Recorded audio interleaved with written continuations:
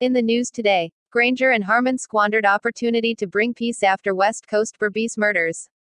I am surprised that both Mr. Granger and Mr. Harmon did not do what Volda Lawrence did. They had a golden opportunity at the time when the bodies were discovered. They were the first on the ground, and they had an opportunity to set the tone.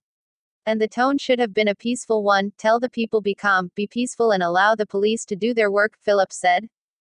Robertprasad threatens Jan Mongal with $2 million United States dollars libel suit.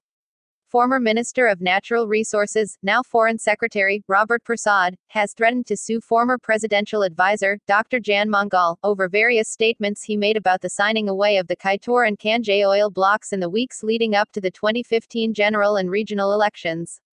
In a 38-page document prepared by attorney at law Devendra Kissoon, Prasad reveals that he will sue for $2 million United States dollars plus lawyer fees.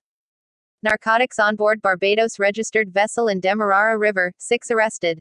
6 persons including 2 Barbados citizens and 4 Guyanese nationals have been detained following an operation by the Customs Anti-Narcotics Unit in the Demerara River on Wednesday evening in the vicinity of Friendship. News outlets has been informed that the vessel CV-1 Barbados WI, which is registered in Barbados, was at the time carrying close to 153 pounds of poppy weed. Canoe agents suspect that narcotics, which was identified as poppy weed, was destined for Barbados. The 4 Guyanese who were found on board the vessel are all said to be unemployed. The operation in Guyana was a joint one with support from at least one regional country that supplied Guyana with certain information about the activities of the vessel and its operators. Based on the type of marijuana that was confiscated on the vessel, it has a street value of $560,000 per pound, while in Barbados it is sold for $8,000 Barbados currency. Representatives of Shark Tank billionaire touch down for 2-day visit. Representatives of famed Shark Tank billionaire and U.S. investor Mark Cuban's Radical Investments LLC, yesterday arrived in Guyana aboard a luxury jet for a 2-day visit, sources say. The 3-member contingent has no planned meetings with government according to its recently appointed investment czar, Peter Ramsarup, who is also Chief Executive Officer of the Guyana Office of Foreign and Local Investment, formerly Go Invest. The American Chamber of Commerce Guyana, AmCham, also said that it had no invites for meetings. Man critical and cousin injured after shot by police. Christopher Charles and Esther Wiltshire, who are cousins, were on Monday allegedly shot by police as they were searching for a missing relative in the community of Friendship, East Bank, Demerara.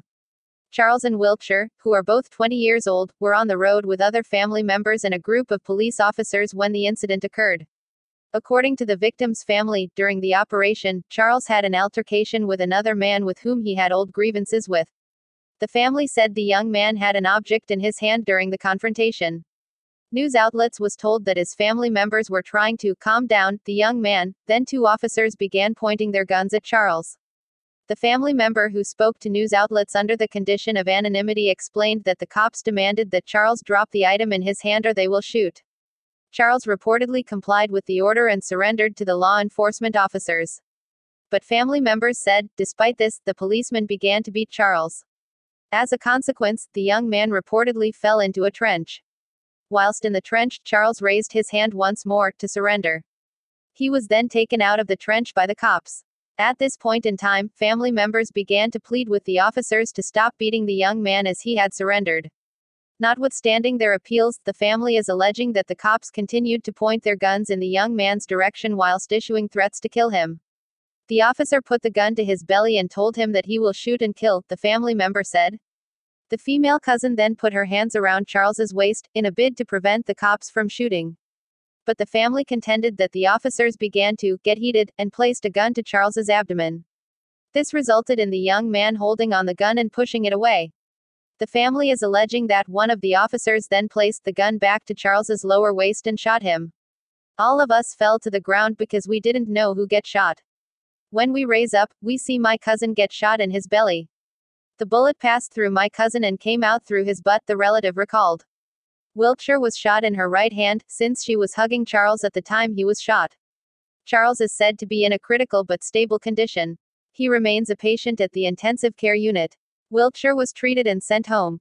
Efforts to get a comment from the police on this issue proved futile.